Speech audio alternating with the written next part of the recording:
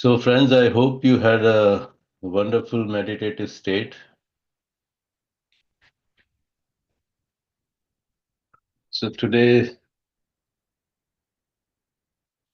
I would like to read a couple of paragraphs from this book on emotional intelligence by HBR.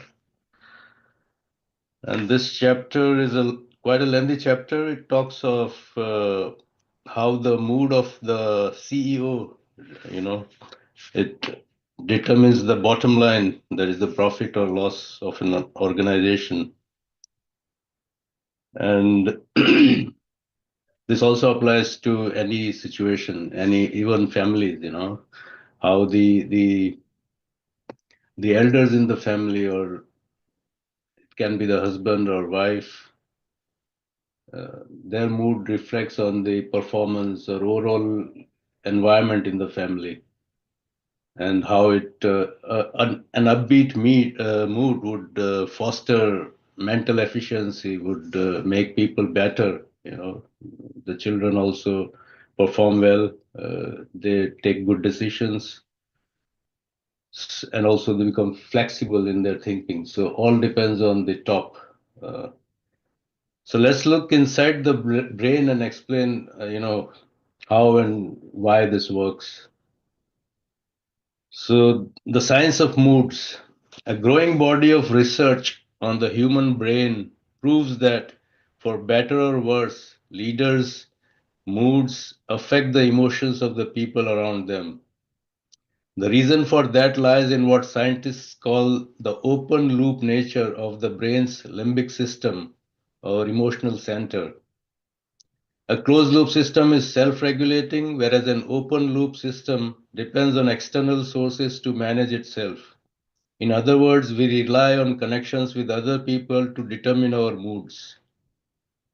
So, for example, the blood circulation in our body, if some part is hurting, the body recognizes itself, and it's like a closed loop. So you don't need anyone else to tell the body that it needs to flow more blood to that part, so that that part becomes again, pain free or trouble free. But when it comes to emotion, it's an open loop system. So we don't self regulate that. It depends on the people around us, their emotions pass on to us, and that's how we react. So it's an open loop limbic system. The open loop limbic system was a winning design in evolution because it let people come to one another's emotional rescue, enabling a mother, for example, to soothe her crying infant. The open loop design serves the same purpose today as it did thousands of years ago. Research in intensive care units has shown, for example, that the comforting presence of another person not only lowers the patient's blood pressure, but also slows the secretion of fatty acids that block arteries. Another study found that three or more incidents of intense stress within a year, for example, serious financial trouble, being fired, or a divorce, triples the death rate in socially isolated middle aged men, but it has no impact on the death rate of men with many close relationships.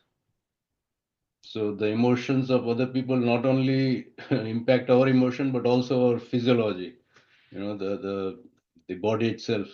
Scientists describe the open loop as interpersonal limbic regulations. One person transmits signals that can alter hormone levels, cardiovascular functions, sleep rhythms, even immune functions inside the body of another. That's how couples are able to trigger surges of oxytocin in each other's brain, creating a pleasant, affectionate feeling. But in all aspects of social life, our physiologies intermingle. Our limbic system's open loop design lets other people change our very physiology and hence our emotions. Even though the open loop is so much a part of our lives, we usually don't notice the process. Scientists have captured the attunement of emotions in the laboratory by measuring the physiology, such as the heart rate of two people sharing a good conversation. As the interaction begins, their bodies operate at different rhythms, but after 15 minutes, the physiological profiles of their bodies look remarkably similar. So, wonderful. Researchers have seen again and again how emotions spread irresistibly in this way whenever people are near one another.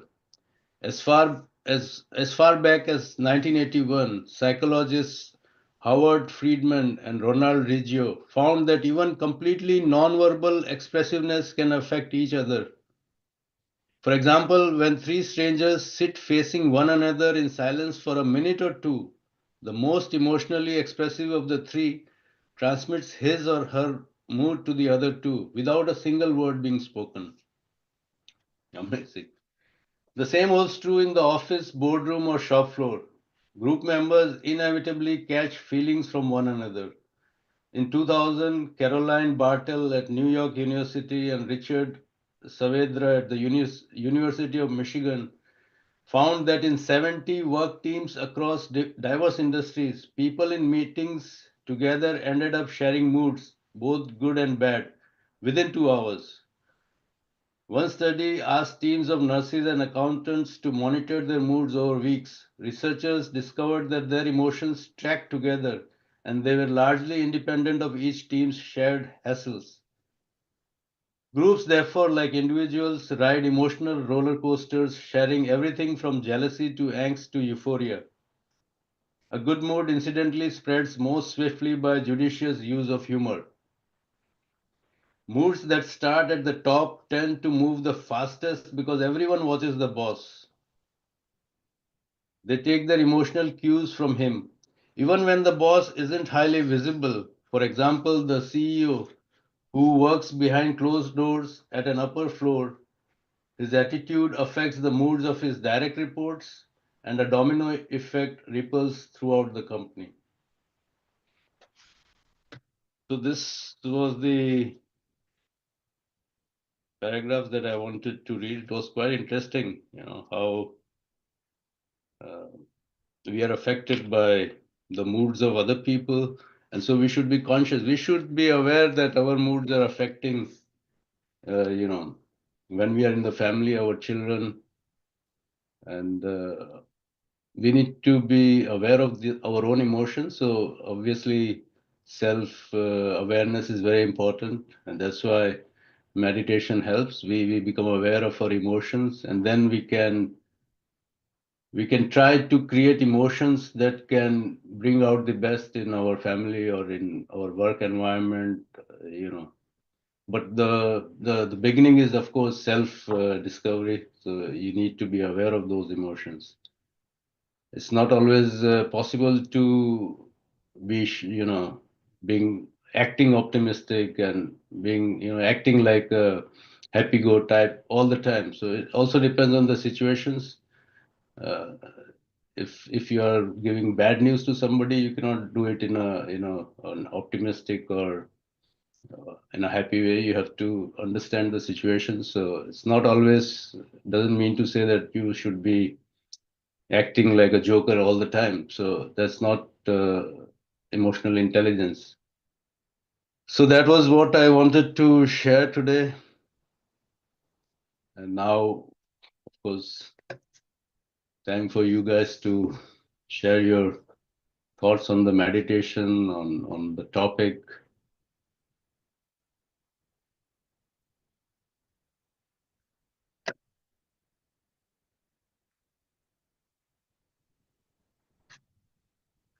Yes, Ramji. Thanks a lot, Nagendra ji. And thanks everyone for being in the group. Wonderful meditation it was. And very insightful sharing, scientific sharing, that should trigger our wisdom.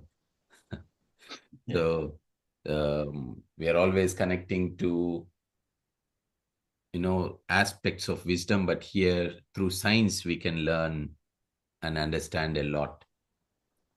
So I see this as a an aspect that says or relates to oneness, because it is beautifully science is again and again proving through various concepts, like in this topic about emotions, how the emotion of a CEO can influence someone in the bottom line who he never meets, or within a family, or the example even beautiful was when three strangers, they sit looking at each other without speaking a word, they influence each other. So this means that there is some inner intelligence within amongst us that is in constant communication, that brings into oneness. How is it that they are not communicating verbally, but there is a energy communication happening? So we need to understand that whatever we are, we make others feel. So by refining who we are refining without even any verbal communication the world around us. So that is why it is said, we don't need a 7 billion population to be saints. A limited number is enough. How? It is because they can transmit, they can influence, and then everything changes. That is what science and the article and the scientific findings that you have shared confirms. And within the families, we as persons as well are doing the same. We are not aware some of the things we know, but we think only when we speak we can transmit emotions, we can transmit energy, we can transmit information. However, it is true that even if we are silent, we are doing that because our inner intelligence, our energy intelligence is in constant communication. So we have to be conscious about this. And as we know this, we have to constantly put efforts to refine our own self. So very interesting scientific findings, and we have to always connect to science and relate it to how it is important to us in order to grow from inside. So I read a book long time ago, and it speaks about kinesiology. Kinesiology is a science where now even PhDs are there in many universities. And kinesiology speaks about this inner intelligence. So they keep, just to give an example, they keep in closed boxes samples of natural sugars and samples of artificial regular sugar. And we all know that the regular processed sugar is not healthy for the body. The natural sugars are.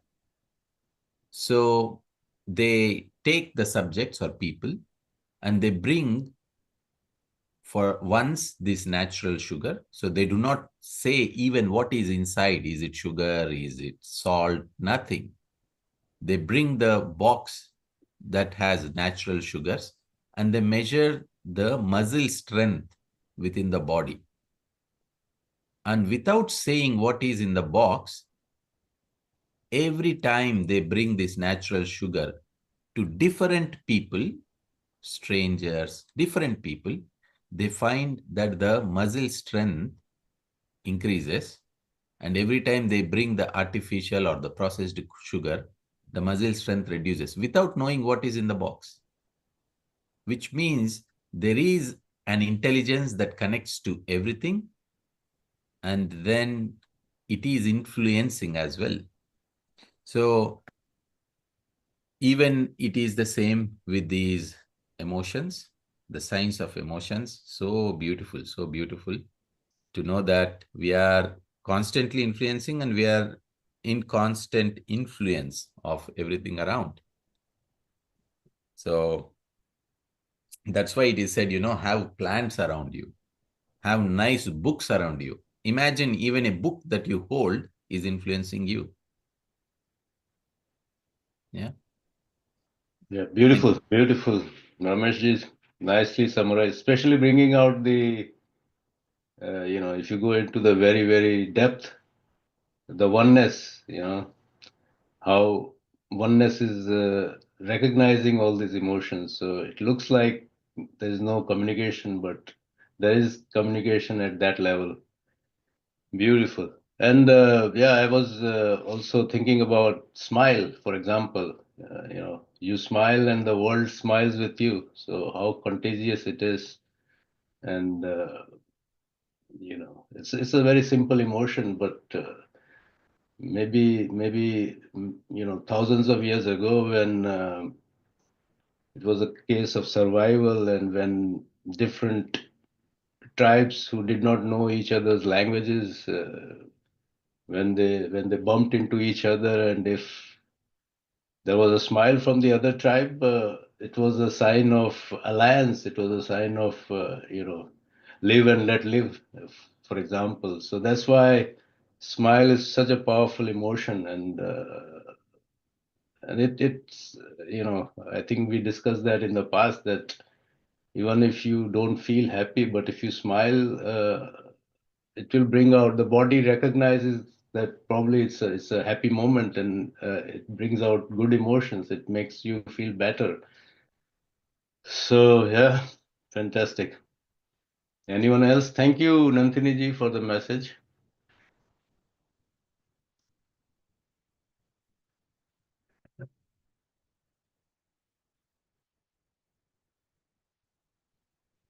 So if no more sharings, we are good to close.